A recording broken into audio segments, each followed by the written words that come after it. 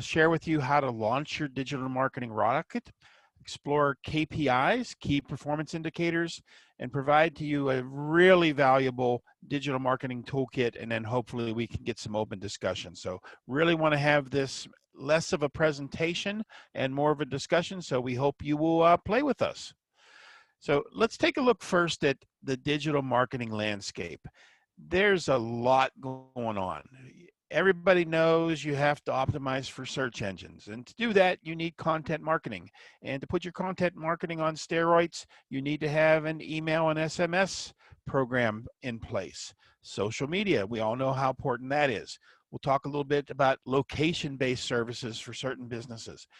As you get more on the paid side, pay-per-click and display advertising, and perhaps an often unknown area of remarketing is very valuable in getting the results you desire, as well as leveraging chatbots when the new technology there and building your affiliate marketing. So I think the biggest question you want to answer is, with all of that going on, which channels should you choose to start?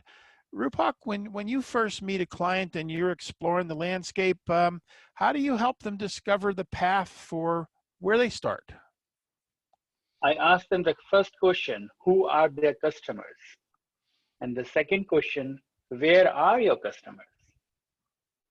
And the third question, how will you reach to those customers if there was no digital marketing? That seems like quite the mountain to climb.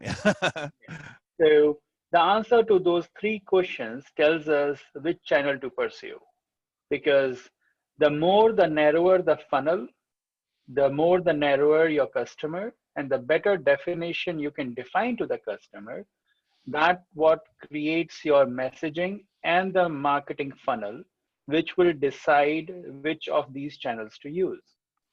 So if your customer is very localized, you can actually use location-based services, even the TV ads or the streaming ads. So one of our clients has started using Hulu.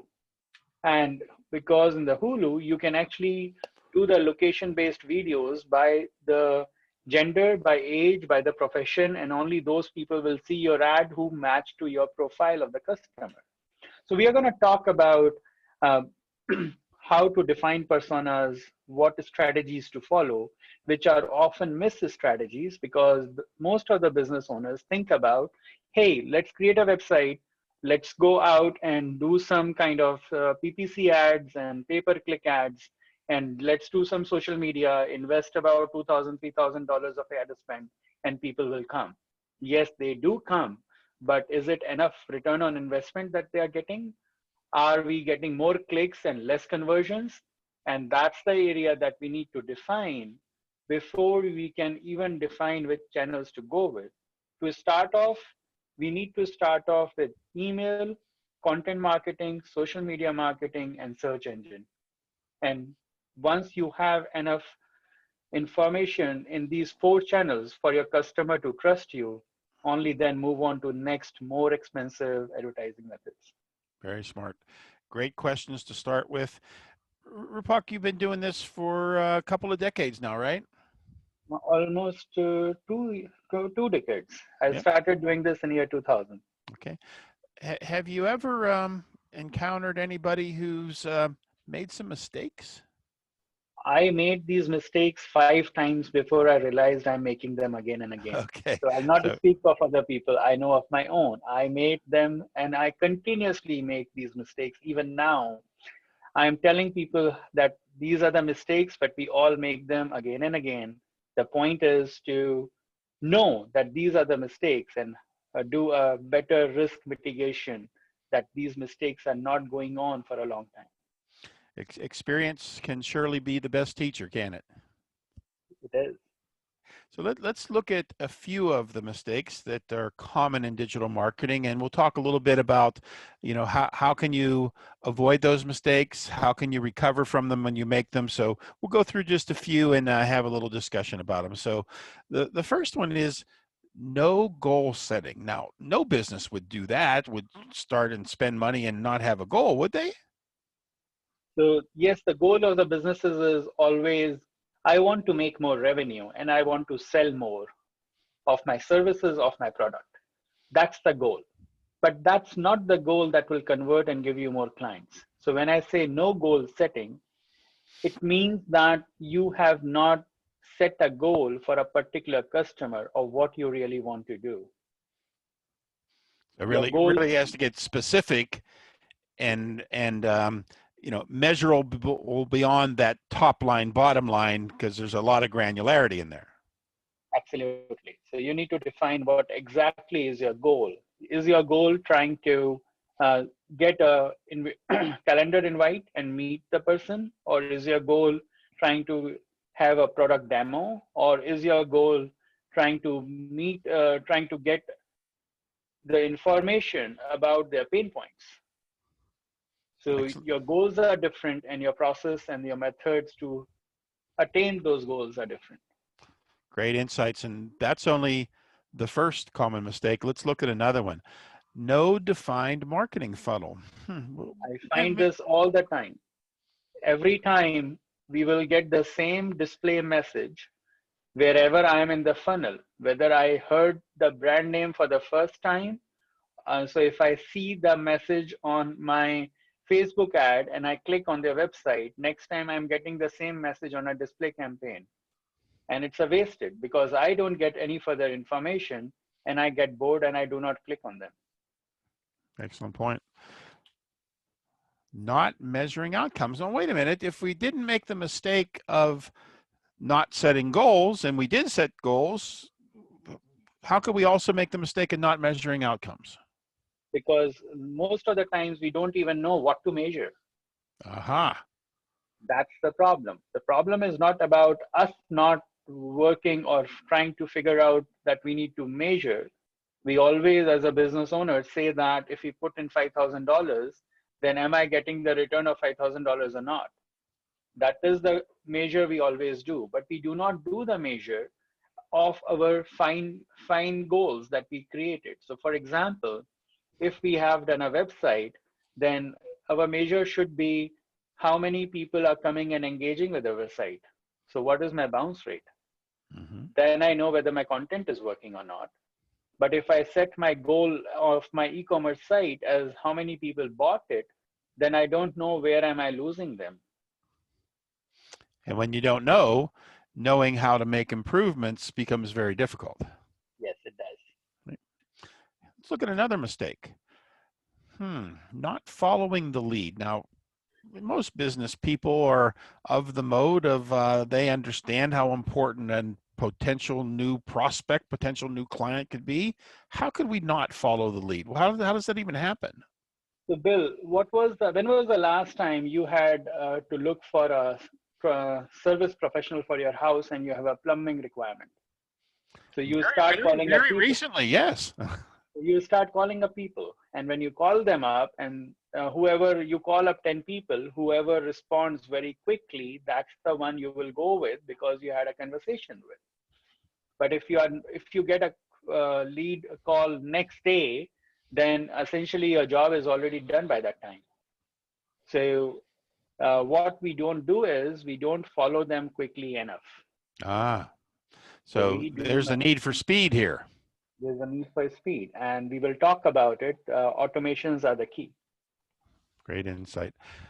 Oh, this is kind of a parallel to what we were just saying. Slow follow-up is kind of the tortoise may win the marathon, but it's not going to win the sprint. No. No automation. Now, you kind of made this point earlier. Another big mistake. Why do people have a problem with getting automation in their marketing process? Because a lot of times they don't know. So in 80% of our clients, when I talk about automation, they're like, how do we do it? Very easy one is you run a PPC ad, you pay $5 for the click. Person comes on your landing page, but now what after that? If they do not fill the landing page, then how do you follow them? So as a business owner, you should know that there's a technology that can give them your display ad at some other point of time. Beautiful. Or or you spend money and people came in on your Facebook ad and you got a Facebook lead and you are a real estate guy and you are following them after 24 hours. But you should know that there is a process by which you can send out an email automatically based on where the lead is and which houses he might be looking for. Very smart. So here's the last one of our common mistakes, and then we're going to go a little bit deeper in a second, but no reporting, no KPIs. How does that happen? That happens because we are working in silos. So we might be doing SEO and paying some money for that. We might be doing social media and paying some money for that. And we will be doing Google AdWords, paying some money for that. But there is no comprehensive unified reporting that is telling us how much effort has gone across the board, across all the digital marketing channels, and then measuring the return on investment, because one feeds into another. And this we will talk more about the siloed approach of digital marketing versus unified approach. Which kind of leads us right into another common mistake, but we're going to take this one a little bit deeper.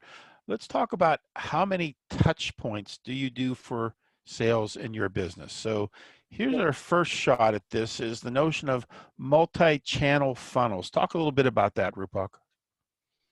So usually what happens in a real life, it is said that you take 6 touch points before you are able to make a sale. And most of the time when the clients are coming to us, they talk about, hey, if I do organic search, I should come first. And as soon as I come over there, we expect the person to make a decision in a couple of seconds and buy the product or interact with the service. That doesn't happen because he will read about it and then go. So, and we don't follow them. And that's where the follow the lead concept comes in. And the second interaction comes in. After the first interaction, in this scenario, if it was organic search, then the second interaction progressively in the funnel messaging should be a paid search. And once the paid search has happened, we can give them another referral on a social media about us. And then finally that can meet the goal. So yes, if we are able to make 3 interactions in digital marketing, usually you will be able to close the lead. Fantastic. So you mentioned this earlier, still doing digital marketing in silos. What exactly does that mean? What's the difference between the traditional and a more unified approach? Traditional approach is we invest dollars. So I will have a website team working on the SEO separately. Another team might be looking at my social media. Another team or I on my own will be managing my email marketing. None of these guys are talking to each other or what they're doing. So the brand information that goes out is not unified. Number 2, the audience can be different. They are not the same. So again, you are not able to follow the lead, where if the audience came from a SEO, then they are shown a sponsored social media ad. And if they are putting up a lead information in the social media ad, then we are setting them into an email marketing campaign. So in a unified approach, you are able to keep the customer in the center and use your various digital marketing channels to follow him and to show your brand to him. Whereas in a unified approach, you are having different methods to reach to your customer. You are reaching all the different customers. The same customer might not come to your social media ad who came through your email marketing. Excellent. Okay. Here's some impressive numbers. Common KPIs to measure each channel. It seems like a pretty heavy lift here, Rupak. What all is going on with this? So I wanted to throw this out as a comparison. So a lot of times people ask, okay, if I have a KPI, what's the metrics? How can I ask my agency whether they are doing good or bad? So we all work with different agencies or we have our metrics for our own. So the first thing that we need to talk about here is the numbers that you see are actually industry benchmarks. So if I am looking for a click-through rate from a SEO perspective, when I am on the first rank, I'm looking at 44% click-through rate. Mm-hmm. If I'm getting less than that, that means there is a problem. Similarly, if I am on a website, then how much traffic do I get from an organic search on a website? Approximately 41% of the traffic should be from my SEO. If you are not having 41% traffic from SEO, that means you're losing big time, because all the people you are getting on your site are either through a paid advertisement Mm-hmm. or your repeat customers. So repeat customers are good, but for a business to get repeat customers is the key, but that is usually only 10% to 15%. Rest of it are the new customers that you're trying to bring in. On the flip side, if you say that, hey, my repeat customers are 50% of my traffic, then as a business owner, are you okay with that? That means you're not growing up enough.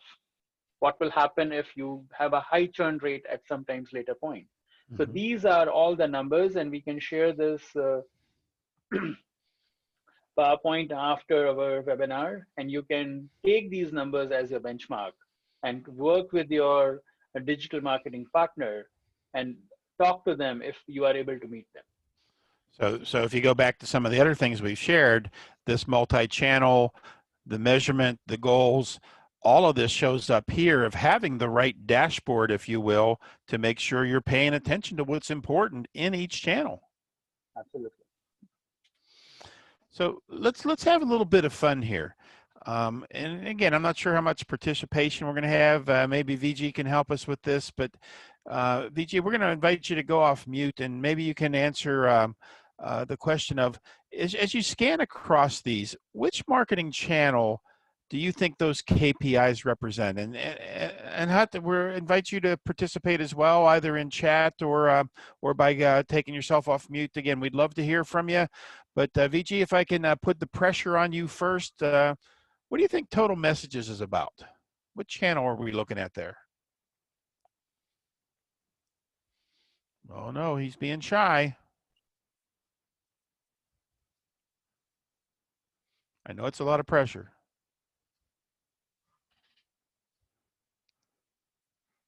Well, I'll tell you what. I'm gonna play like I'm a guest here for a second here, Rupak. So, Total Messages. I'm gonna say that probably needs to be my Facebook channel, and Total Conversations. Maybe that's um, my email marketing. How am I doing so far? Nowhere close. Nowhere close. Let me keep trying. Let's see if I can do it any better. Average conversation per user. Yeah, that's about conversations. That's the same one I just said. Total users. That must be my website. Total sent. That's email marketing.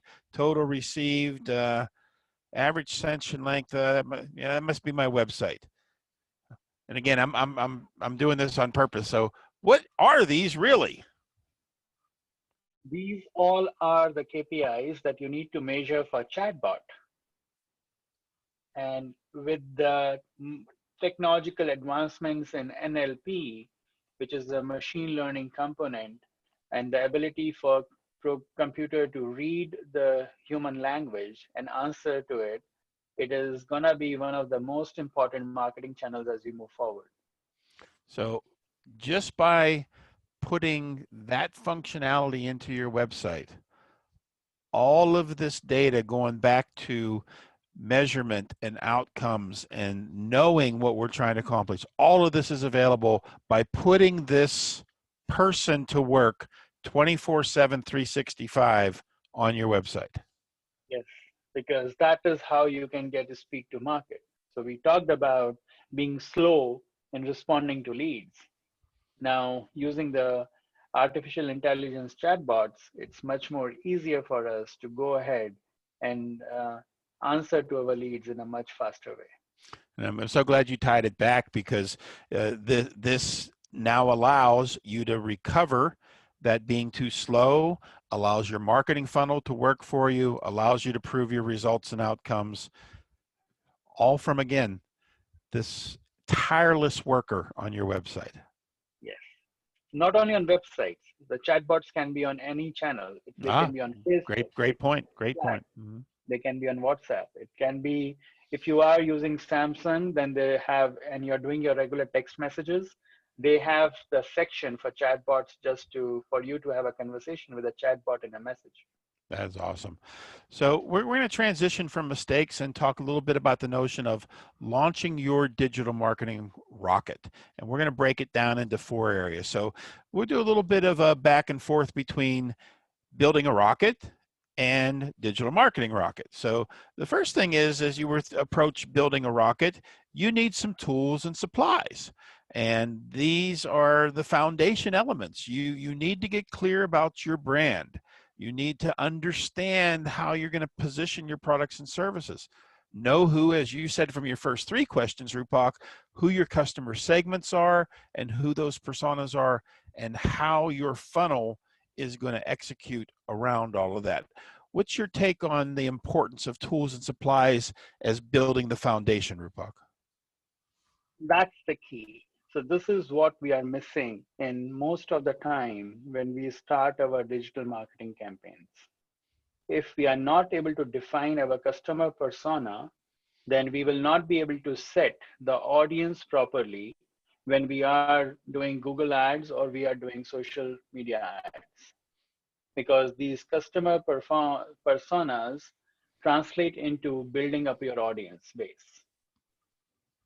Your marketing funnel is the message that you will lead. So remember the 3 interactions that we were trying to talk, and take them from knowing you to understanding your product to researching your product and then making a decision. So your marketing funnel is what message do you want to give to the user at various interaction points for them to actually decide in favor of your product or services. And this, again, I'm going to just emphasize the importance, as you just did. So many companies want to get on with, how can I promote my business? How can I get on social media? How can I do pay-per-click ads? How can I get out there and get people to come see me? Well, you can do that, and you can spend a lot of money doing that. But if you have not poured this foundation, you're going to have a lot of wasted money by not being clear about how you're going to engage your customers from the start. Absolutely. So let's say you poured the foundation, you've used your tools, your supplies, and you got a solid foundation now. Now we're going to start assembling your rocket. So we're going to do some keyword research. We're going to talk about incentives, and I'll ask you specifically to define some of those in a second here, Rupak. Get clear on what your call to actions are going to be. How are you going to nurture people through the buying process, and what pages, and more pages do you need to deploy, again, not just on your website, but in all your digital channels? So what's your recommendation on how people can best assemble their digital marketing rocket here, Rupak? So this section of the rocket can be assembled. And again, if you go back to the previous slide for a second, and I'm going to start doing a tie down, we talked about the product and services and the customer segment, along with customer persona. All these 3 things will tie you down when you're doing your keyword research. Based on the customer, go to the slide 2. Based on the 3 elements, we are going to do our keyword research. Once we know the personas, we are going to define the incentive.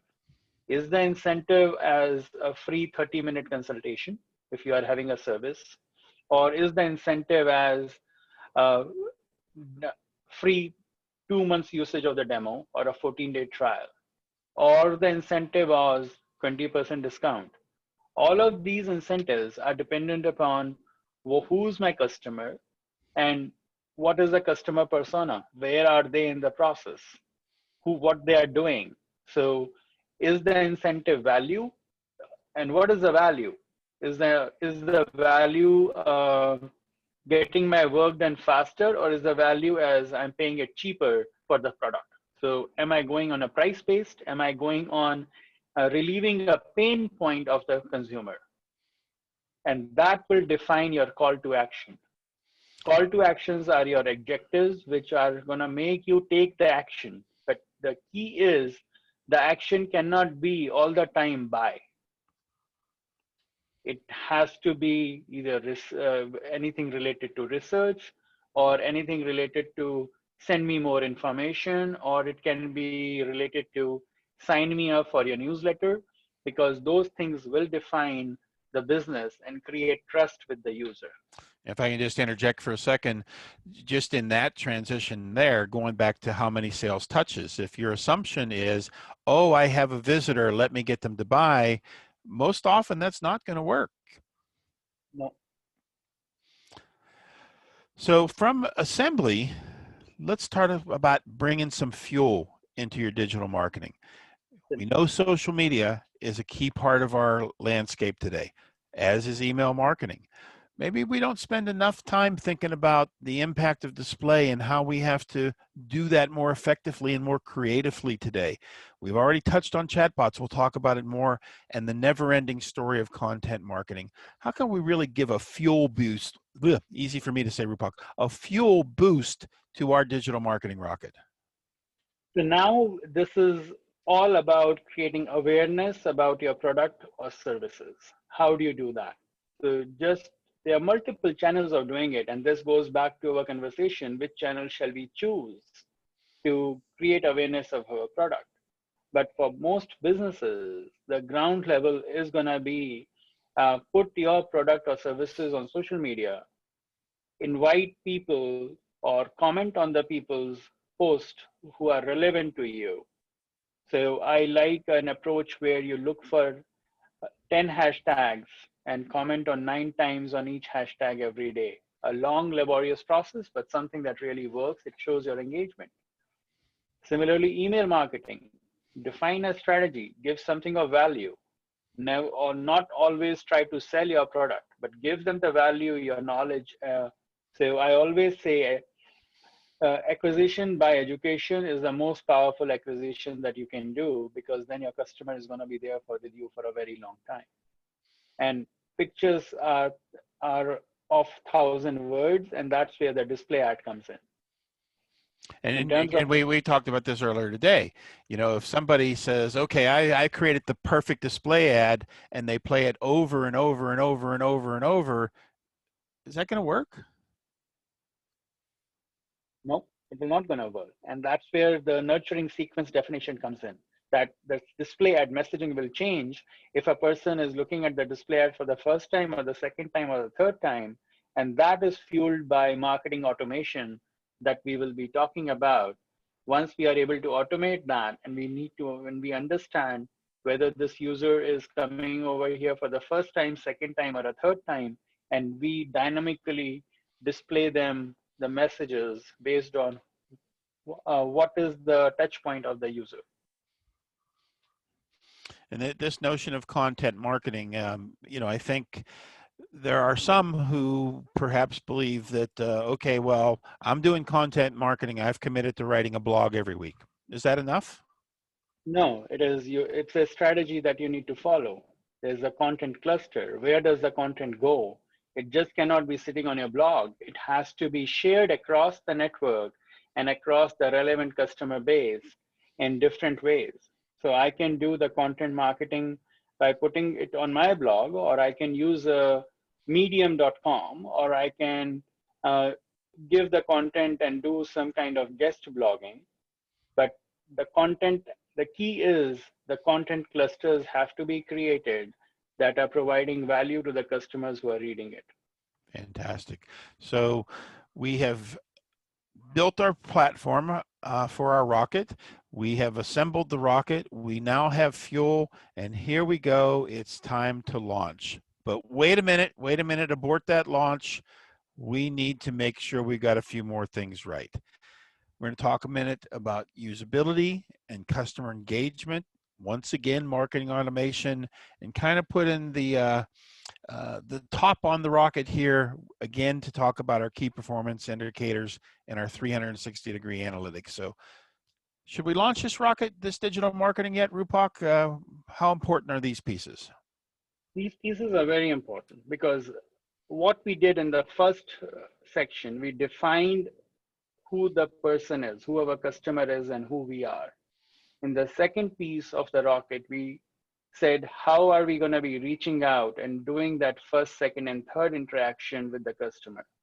prospective customer. The final component is what will you do when the customer is on your site, and how do we make them come back to our product? And this one is all about that and measuring what the customer is doing on the site. So from a usability perspective, if you bring them on the site and your site is very crappy, or your mobile app is very crappy, or even your display ad is crappy, and it is not showing the right thing, you're not going to come back again. So usability has to follow the principles of human and machine interactions. Customer engagement. Uh, are you dynamic enough to talk to your customers in their own language when they are on the website? Or is it always sale, sale, sale, sale, sale? So that's where the customer engagement comes in. There's a whole big courses on customer engagement. The point is to understand um, that there is a piece of customer engagement, and make sure you ask the right questions. Make sure you go to your own product and check it out. Like, if I'm not the owner of the product, then am I going to be engaging with it? Am I going to be using it? What are the issues with me? And this is very, very close to what we call it as a product market gap also, because the customer engagement will be more when your product is solving their problem. Fantastic. Marketing automation perspective, again, the same story. You are one person, or you are a couple of us working together. Let the machine work for you. Set it up like that so that you are able to engage yourself in much more value add tasks, like talking to the customer once they're coming into your door. Identify what are the key performance indicators based on your goals, and then measure them across the board in one report. Do not have multiple reports. Try to put together one single report across all the efforts that you're doing so that you can create one single dashboard and take a holistic view of the returns on the complete digital marketing budget. Fantastic. So we're excited to share with everybody for attending the webinar, our free report, Launch Your Digital Marketing Rocket. So you get a little more insight into the importance of this. So we'll be sharing that after the webinar with everybody attending here today. So let's talk about a little toolkit for a second, Rupak. And I'm just going to kind of go down the words in blue, and then we're going to come back and have you explain them. So, you know, access to your Google Webmaster account, your Google Analytics, this wonderful tool of SpyFu, Opt-in Master, Unbounce, Constant Contact, and Autopilot HQ. I mean, it's great, all the names for these products, but take us from the top. Why are these tools important in a person's digital marketing toolkit? So there are so many tools out there, but these are a few of my favorites and very, very basic ones without which I can't operate. The Google Webmaster tells me how my organic rankings are, what people are searching on, what are where am I on google.com in terms of my rankings, and all of those answers are with Google Webmaster. Google Analytics is one-stop shop for a lot of my KPI measurements that we have been talking about. It can integrate and get a whole idea of who your customer is, where your customer is coming from, how much time is the customer on your site, and it gives us all the tools and bells and whistles to understand your customer journey on your digital product. SpyFu is essentially tracking your website and understanding of what should be the keywords. You can do your keyword research over here, understand what your competitors are ranking for, check out which other websites are linking to you, and you can even create your own strategy of backlinking to other sites. Optim Monster is a tool that can easily create pop-up banners or banner ads on your own site, which is context driven for you to give a real-time on the spot incentives to your customer. Remember incentives as one of our strategies early on. Unbounce is my favorite for creating all the landing pages which are driven by the context of the user from where they're coming. So Constant contact, there are many tools to use solution for email providers, but these are my favorites. They have a couple of things which go in their favor, like designing new emails are pretty simple in constant contact. Autopilot HQ is my favorite tool for automation. So when I was talking about automating the email to any Facebook lead, you can do it from there. Or when a person comes to your website and next time they do not do anything to you or give their information to you, and now you want to display a display ad to them on from Google, then Autopilot HQ will track that user for you through a cookie and then display them your banner ad. So just keeping them, taking them further into the funnel. I'm just going to comment on a couple of them real quick, Rupak. For one of our clients recently, we were able to share early on in our work with them some of the information from SpyFu. And certainly their results were very poor. They had really not done a good job of getting ready for the digital marketing space race, if you will. But the good news was when we looked at their very powerful competitors, neither had they. So they still had the opportunity to get in the game and perform. Just from that insight from SpyFu, really gave them hope that they could actually perform. And now we get to help them. So, Awesome. So really, the world today is moving faster and faster and faster than ever before, and it was moving fast before that. So you really need to think about executing your digital marketing strategy on 4 fronts. First, refocusing your digital efforts towards your changing customer expectations. Everybody's been impacted by the pandemic. There's much more happening in the online digital world. Your customers are there. They have higher expectations. You need to meet them there. You have to use your new data and artificial intelligence to improve your operations. You need to get the most modern technology capabilities and increase the velocity or organizational drumbeat. Rupak, I'm sure you'd agree, getting better and faster now is essential because guess what? Your competition is already in the sprint. What's your take on all this? My take is to understand that there are these concepts that make your digital marketing strategy make or break. So these are the principles that are followed by all the big companies, and there is no reason why smaller companies should not be following them. All the point is to know them, understand them, learn about them, or partner with someone who can help you execute these strategies. That's fantastic. So let's open this up for questions. We've had a pretty communicating crowd here today. Not, but maybe we can draw some questions out of our guest today. Can we get any from anyone?